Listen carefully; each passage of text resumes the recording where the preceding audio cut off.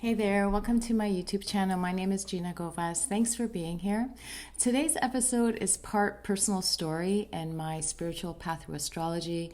It's part philosophical grounding, and it's also an invitation to experience life through a cosmic lens as a dynamic co-creative journey for remembrance and self-liberation. And I share this just as Uranus has dipped into Gemini for the first time in 84 years. It will retrograde back to Taurus in November, and it will stay there until April 2026. At that time, it will re-enter Gemini, and it'll be in Gemini for about 7 years. So it's these final degrees of a sign as we transition into new territory that we really notice the intensity starts to really build. Uranus is considered a generational planet. It's through these long transits that we experience these significant societal changes. It's also known as a revolutionary. It's the great awakener, the liberator, and it's often through swift and unexpected insights and events that we notice the energy. And Gemini is a mutable air sign, and it's associated with the mind and our psychological need to communicate and make mental connections. Gemini is mercurial by nature, and Mercury reflects all aspects of the mind and cognition, and Uranus is often considered the higher octave of Mercury, which can bring a higher mind initiatory process.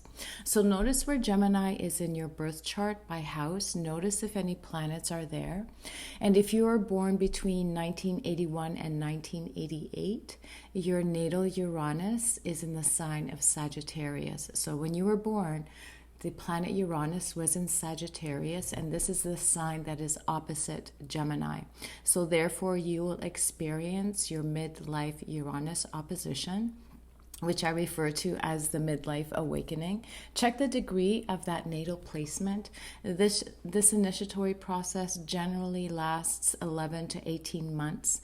And if you're in that age group, I'd love to hear from you and answer any of your questions. Anytime Uranus comes around, we want to consider, where am I unwilling to change and accept newness in my life? Where do I need to break free? What is being suppressed that needs to be expressed freely?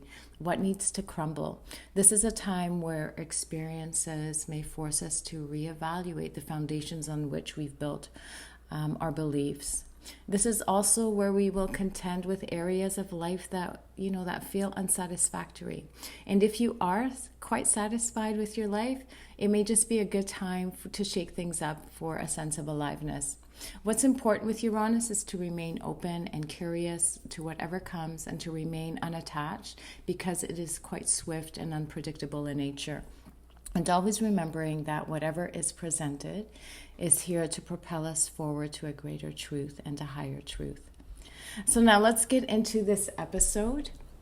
I live by the principle of unity, that everyone and everything is connected, and that our thoughts, our words, our feelings, our actions, they all ripple out into the environment. So this is my spirituality and an aspect of astrology. I've always had an interest in astrology, but I wanted to go beyond generalized horoscopes and sun signs. It was really the exploration of my own birth chart that really made me want to dive deeper into that. So my studies were the catalyst for my personal evolution and my spiritual path, which really altered the trajectory of my life. I've evolved through my cosmic blueprint, which is also known as the natal chart or the birth chart. So I feel a deeper and more profound understanding of what I'm here to embody. The birth chart is always evolving and flowing just as we are, and it holds intelligence that is feasible for self-realization. So pop culture has made natal astrology extremely accessible. This has definitely helped our awareness. But I feel it's important that we understand the essence of our birth chart, that we explore intent, and that we dive into the why. Why is this my birth chart? Why is it this way? What is emerging? We want to go beyond the trend and hypes, beyond mainstream analysis and sort of these sun sign memes that are circulating. What's made astrology popular is often a limited and diluted, narrow shadow expression. So there's so much depth from ancient civilizations for us to explore. There's richness and vastness to the system that we are all a part of. So I really see the world through an astro-spiritual lens. This has really deepened my connection to soul. It has supported my healing and expanded my awareness and offered a fresh perspective grounded on the foundation of as above, so below, as within, so without. Astrology is knowing that the power of observation and self-awareness shapes our life. So when I sit with clients, my guidance is really about remembrance. When we see our own astrology, we recognize that everyone has a birth chart. Everyone has a story, a meaning, and purpose. So we are kinder to ourselves and others, and we understand life from a higher view. And clients will often say, I feel validated. So we are seen, we're witnessed by another. And when another recognizes us, what we know deep inside of us is always affirmed. And there's a sense of empowerment where we can really return to ourselves. And in my view, astrology really leads to love.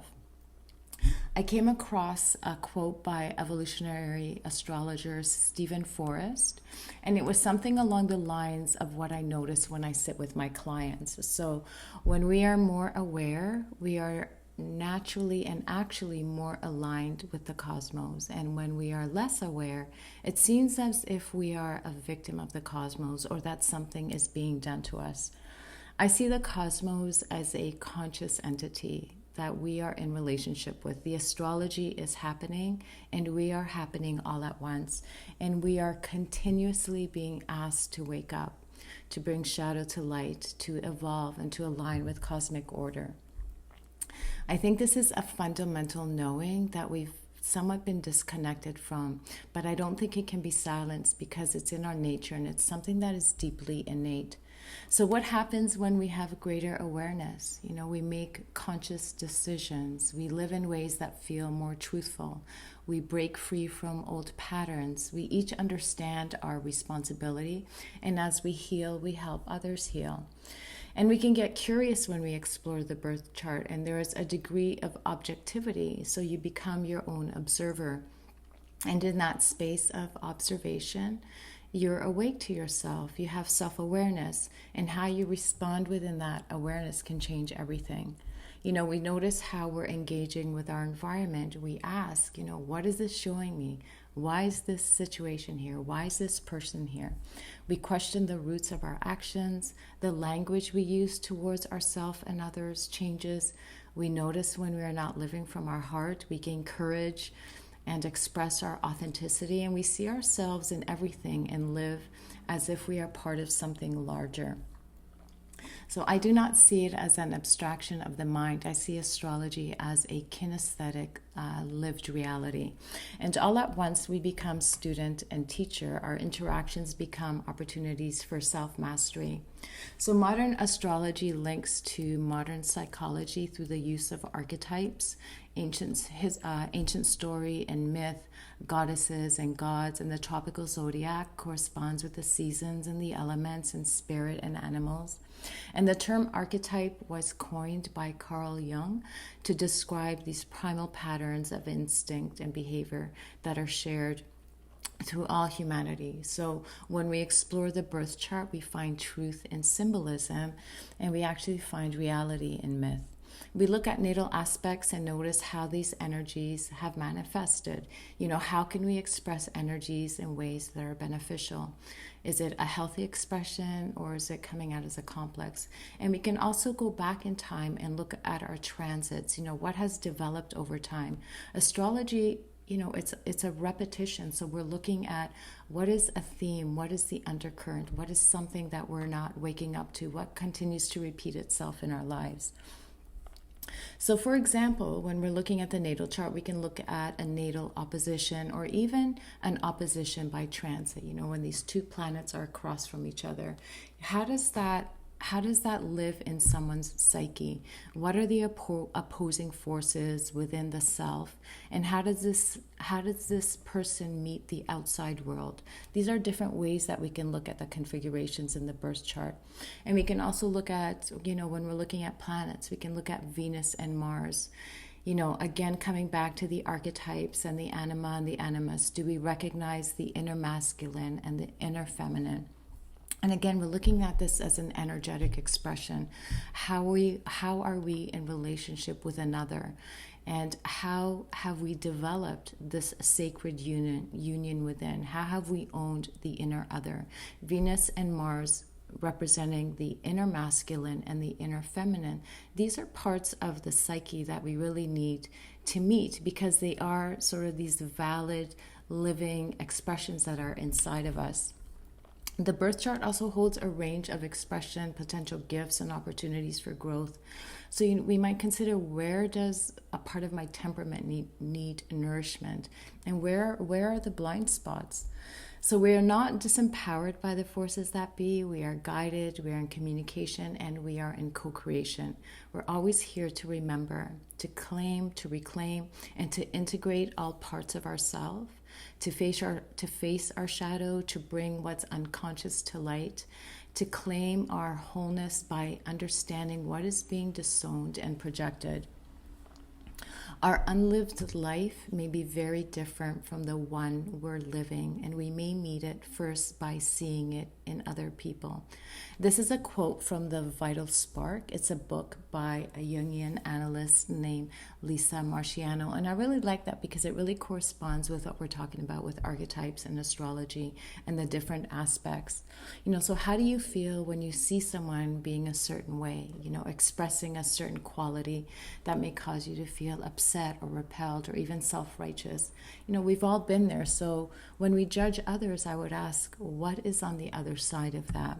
She goes on to say that strong feelings we have in response to another can often indicate that they're displaying a trait we may need to own and develop in ourselves. So what disowned part of the self are we holding at bay? One way or another, what is unlived will surface, and it often shows up in challenging or disruptive ways if we haven't met it. So, we are complex. We're complex, we're multifaceted, and we're multidimensional, just as astrology is. And I share all this not because I have the answers, but because I actually ask these questions. These are the things I explore and ask myself and look at with other people too. So how disconnected have we become from ourselves? When I look at our humanity right now, how disconnected have we become to be in such a state as we are now? And my personal desire is to be able to sit in any circumstance and remain centered and rooted in my own being. And the exploration of my own birth chart and witnessing others through my work has really given me a deep sense of awe and wonder and a sense of interconnectedness, a felt connection to a loving and an all-encompassing intelligence, whether it be God or Source or the universe. It is all within, that we're all a part of, and that we're not really separate from. And while we may be informed by great mystery, we look at the stars, we look at the sky, we look at our birth chart, we may always be informed, but we always remember, we remember our humility. So as we come to the close of this episode, I want to remind you that astrology is here to help us remember who we are. I hope you stay open and curious, and as Uranus is in Gemini, and it ushers us into this new era, may we listen and speak from a higher mind and a heart connection. And so thank you for being here. Thank you for listening. And if this episode has sparked something in you, especially if you're navigating your Uranus opposition or just simply feeling called to explore your chart more deeply, I would love to hear from you. Be well.